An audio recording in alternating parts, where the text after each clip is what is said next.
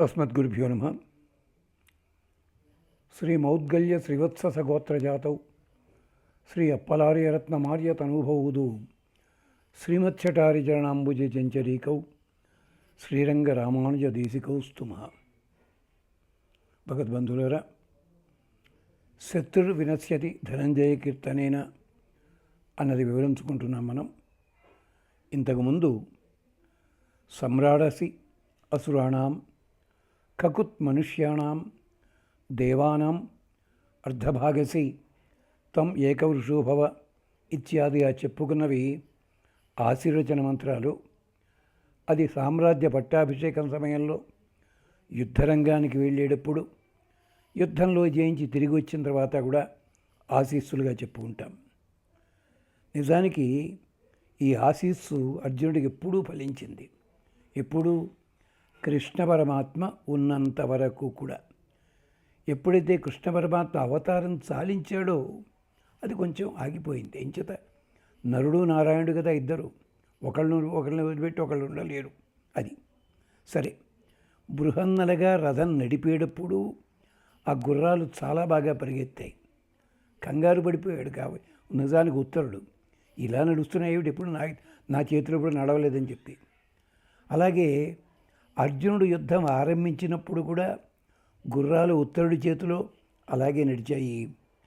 అంటే అర్జునుడి మనస్సును అనుసరించి ఇంతకుముందు సారథిగా ఉన్నప్పుడు, తర్వాత రధికుడిగా ఉన్నప్పుడు గుర్రాలు నడిచాయి. ఎందుకో తెలుసా? ఈ గుర్రములని సంవత్సరం నుంచి నకులుడు శిక్షణ ఇస్తున్నాడు.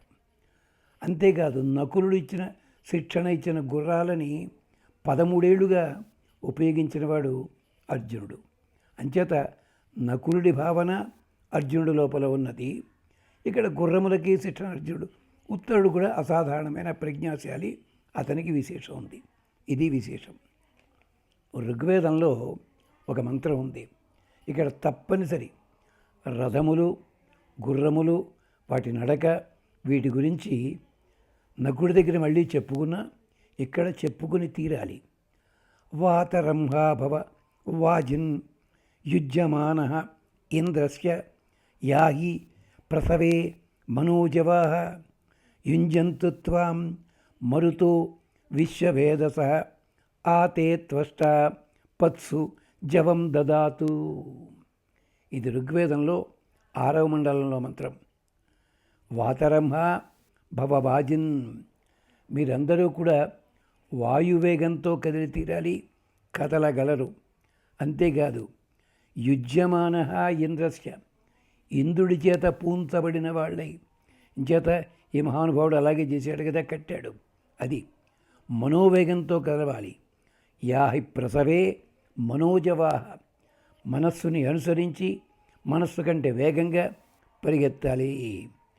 యుంజంతుత్వ మరుతో విశ్వవేదస, సకల ప్రపంచాన్ని తెలుసున్నవాళ్ళు, వీరాధివీరుల లక్షణాలు తెలుసున్నవాళ్ళు, మనవాళ్ళు శత్రువులు వీళ్ళ సంగతి తెలుసున్న మరుత్తులున్నారే, విశ్వవేదస ప్రపంచమంతా తెలుసున్న వాళ్ళు మీకు చక్కగా కూర్చాలి. ఏ గుర్రాన్ని ఎక్కడ కట్టాలో అలా కట్టి పెట్టాలి. అంతేకాదు, ఆతే త్వష్ట పత్సు జవం దదాతు. త్వష్ట కళ్ళెములకి బలాన్ని కలిగించాలి. ఎంచేత త్వష్ట ఒక రథాన్ని తయారు చేయడమే కాదు, రథానికి కావలసిన అంగప్రత్యంగములన్నీ కూడా చాలా అద్భుతంగా శిల్పములే చెక్కాలి. వాటి కళ్ళెములు నోటిలో పెట్టినప్పుడు నోటిలో కళ్యాణికి ఒక ఇనప రాడ్లాంటిది ఉండే చిన్న ముక్క, అది నోటిలో ఉంది కదా అని చెప్పి గుర్రానికి నోటికి కష్టం కలిగించదు. దంతముల మధ్య భాగంలోకి ఉంటుంది 2 దవడలకిను. అది కొంచెం గట్టిగా లాగినప్పుడు నొప్పి పెట్టదు, ప్రేరణ కలిగిస్తుంది, చురుక్కుమని పెంచడం అన్నమాట. అంతే, అలా తయారు చేయాలి కళ్యాణ్ణి. అది విశేషం అన్నమాట. అంచేత మరుతో విద్వవేశస.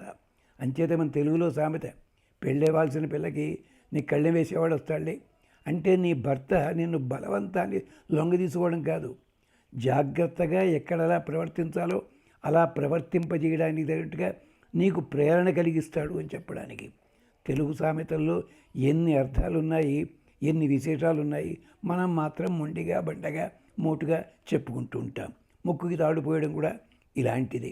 దానికి అర్థాలు వేరే ఉన్నాయి. అక్కడ నకుల సహదేవుల దగ్గర చూసుకుందాం వాటిని. ఆ తే త్వష్ట పత్సు జవం దధాతు. ఆ కళ్ళెములకి నీ పాదములకి కూడా వేగాన్ని కలిగించాలి, బలం ఇవ్వాలి. ఇంద్రుడు సాక్షాత్తుగా అర్జునుడు, త్వష్ట ధర్మరాజు, మరుత్తులు, భీములు, గుర్రాలేమిటి అశ్విని దేవతలు, మొత్తం పాండవులంతా వచ్చారు ఈ ఒక్క నడకలోను. అంటే చూడండి, మహాభారతం వేదం ఉట్టినే లాంఛనంగా చెప్పిన మాట కాదు. మీరు చూడగలిగితే చాలా విశేషాలు కనిపిస్తాయి దీంట్లోనూ. అర్జునుడు రథికుడు కాగానే ఉత్తరుడికి గుర్రాలకి కూడా కొత్త ఊపు వచ్చింది. అంతవరకు గుర్రాలు పరిగెడుతున్నాయి నిజమే, ఉత్తరుడు ఉన్నాడు. కానీ ఉత్తరుడు కూడా రథసారథి కాగానే అక్కడ వేగాన్ని తిక్కన గారు బాగా వర్ణించారు, మూలం కూడా బాగా వర్ణించారు. ఆ కథంతా ఒకసారి మీరు మూలం తీసుకోండి. కనీసం ఈ పేరుతోటైనా మూలం చదువుతారు కదా అని మా బాధ. అందుకని యథా వజ్రం హిరణ్యం యత్ అధరథం హరి యం అస్యవహత విసూరిభి ఆతిష్టతి మఘవ సనశ్రుత ఇంద్రో వాజస్య దీర్ఘ శ్రవసస్పతి. ఆ మూలం వదిలిపెట్టి ఆ మూలానికి అనువాదంగా ఉండేలాంటివి, మూలానికి సమర్థనీయంగా ఉండేలాంటి వేదవాక్యాలు ప్రధానంగా ఇక్కడ చెప్పుకుంటున్నాం. శత్రువదార్థం అని చెప్పి బంగారపు వజ్రాయుధం ధరించాడు మహానుభావుడు. యథా వజ్రం హిరణ్యం ఇత్, చేతిలో వజ్రాయుధం ఉంది. అప్పుడే ఇంద్రుడి రథం గుర్రాలు రథాన్ని ఎక్కడికి చేర్చాలో అక్కడికి చేరుస్తాయి. అంటే రథికుడు ఎక్కగానే ఎక్కే ముందు ఒకసారి గుర్రాల ముందు ఇలా నడుచుకుంటూ వస్తాడు. అతని చేతిలో ఆయుధం ఉందా, కలశం ఉందా, అలంకారాలు ఉన్నాయా, దాన్ని బట్టి కూడా గుర్రాలు అర్థం చేసుకోగలవు. ఇంద్రుడు ఎప్పుడైతే వజ్రాయుధం ధరించాడో యుద్ధానికి ఎడుతున్నాడు, ప్రేరణ కలుగుతుంది. అలాగే కృష్ణ పరమాత్మ రుక్మిణి తెచ్చుకోవడానికి బయలుదేరాడు ఒక్కడును. గుర్రాలకు అర్థమైపోయింది, మా తల్లి లేడు అక్కడ. గమనించండి, స్వయంగా తనే నడుపుకుంటూ వెళ్ళాడు అక్కడికి. అక్కడ బలరాముడు అంటాడు, హరి ఒక్కడేగినాడని చెప్పి. ఇలాంటి చూడాలి కొంచెం జాగ్రత్తగా. ఏమిటి దాని వెనకాల ఇగో ఇంత అర్థం, అలాగనమాట. అందుకని అంతేకాదు, ఆయన హిరణ్యైత్ అధ రథం హరి యం అస్యవహత. అందుకనే రథాన్ని గుర్రాలు చేరవలసిన చోటికే చేరుస్తారు. అంతేకాదు, ఆతిష్టతి మఘవ సనశ్రుత ఇంద్ర వాజస్య. మన స్తోత్రాలతో ఇంద్రుడు రథం అధిరోహిస్తాడు మన యజ్ఞంలోను. అలాగే రథికులు కూడా ఆయా స్తోత్ర పాఠాలతోటి, పురోహితులు కానీ, వందిమాగతులు కానీ, వేశ్యకాంతులు కానీ, రాజకాంతులు కానీ, వాళ్ళు ఆశీర్వదించే మంగళాశాసనాలతోటి వాళ్ళు రథం ఎక్కుతారు. అప్పుడే ఇంద్రుడి రథాన్ని గుర్రాలు చేరవలసిన చోటికి చేరుస్తాయి. అందుకనే మన పూర్వీకులు ఇళ్లలోనూ పొలం బయలుదేరుతున్నా వీళ్ళు వస్తున్నా వాళ్ళు గుమ్మం దాకా వచ్చి ఎదురు రావడం, ఒంటెద్దు బండి అయినా ఓసారి ఎద్దుల్లో ముట్టుకోవడం ఇది చేస్తుండేవారు. అదంతా చేదస్తాం అనుకుంటారు పాపం చాలామంది. కానీ పల్లెటూళ్ళలో ఇప్పటికీ ఆచారం అదే ఉంది. అలాగే అది విశేషం అన్నమాట. మన స్తోత్రాలతో ఇంద్రుడు రథం అధిరోహిస్తాడు. అతడు చిరప్రఖ్యాతుడు. అంతేకాదు, బహుకీర్తిమంతుడు.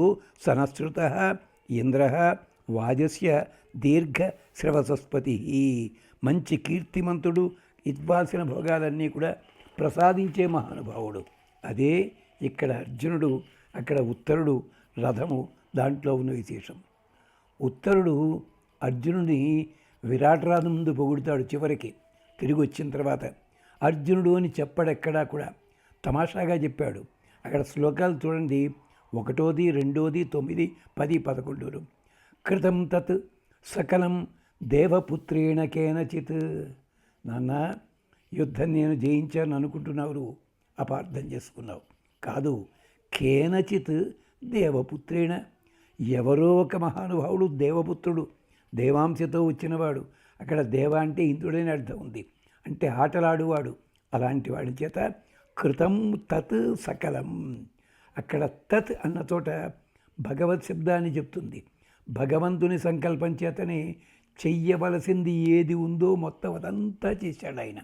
గోవులు మళ్లించడమే కాదు, శత్రువులని సావగొట్టడమే కాదు, ఎవడెవడికి ఎలా ఎలా బుద్ధి చెప్పాలో అలా చెప్పాడు. ఎవడికి ఎలాగైతే ప్రోత్సాహం చేయాలో నాకు అలా ప్రోత్సహించాడు. అంతే. కేయురబాహు చరిత్ర అని కుజిమంచి తిమ్మకవి ఒకతోడంటాడు, అరయగా నమంత్రమౌ నక్షరము లేదు, మందుగాని వేరు మరియు లేదు, కూర్చువాడొకడే కొదువగాని.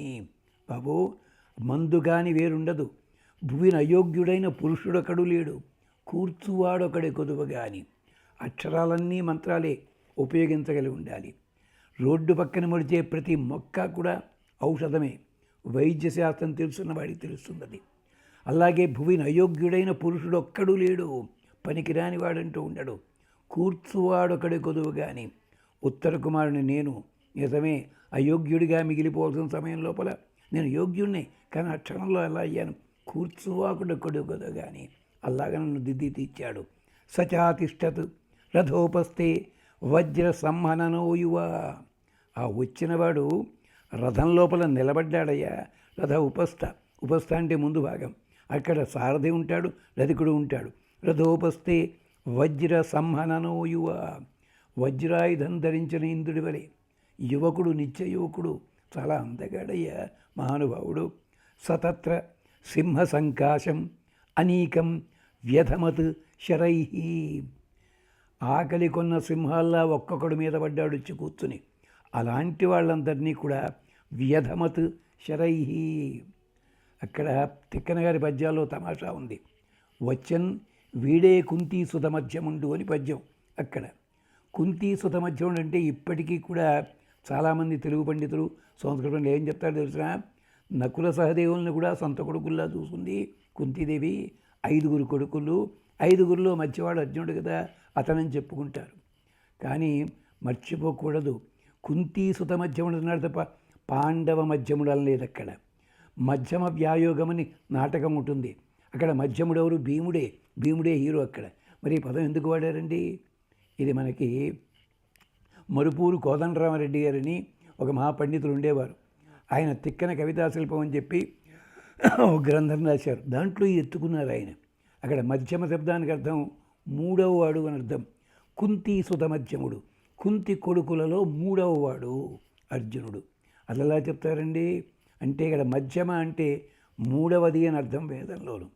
రామాయణంలో కూడా లక్ష్మణస్వామి కైకమ్మని తిడుతుంటే మధ్యమాంబ నా అవమానితవ్య అంటాడు లక్ష్మణస్వామితోటి. మధ్యమ తల్లిని అవమానించవద్దు. మధ్యమ అంటే ఎవరండి?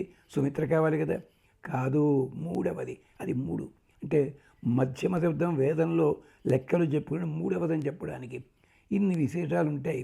ఏమన్నా అంటే మన వాళ్ళంతా టైం లెక్కండి చదవడానికి. మరి అడ్డమైన చెత్త సినిమాలు చూడడానికిను యూట్యూబ్లో చెత్తలు చూడడానికి టైం ఉంటుంది. గంటలు కూర్చోడానికి ఎక్కడో పిరమిడ్లు లేకపోతే ట్రయాంగిళ్ళు, దీర్ఘచతురస్రాలు, యోగాలకి మాత్రం టైం ఉంటుంది. ఇలాంటివి చదివే టైంలో మనకు ఉండవు. దురదృష్టం అది.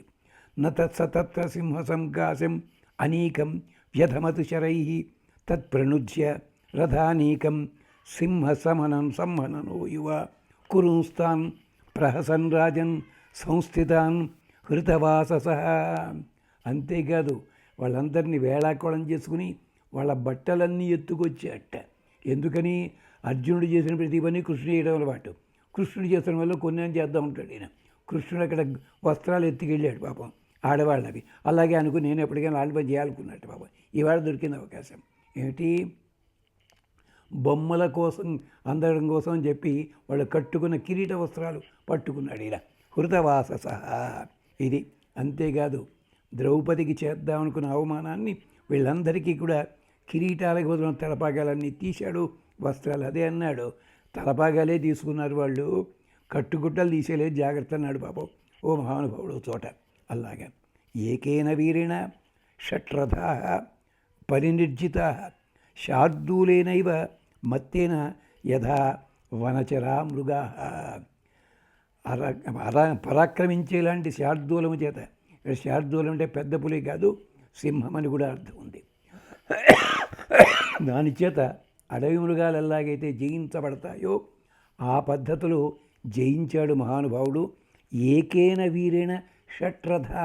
ఇతను ఒక్కడే రథికుడు, 6 రథాలు అక్కడ ఉన్నారు కదా వాళ్ళు ఎవళ్ళు అంటే భీష్మ, ద్రోణ, కర్ణ, కృప, అశ్వత్థామ, వరసగా లెక్క చూసుకోండి 6 ఉన్నారు అక్కడ.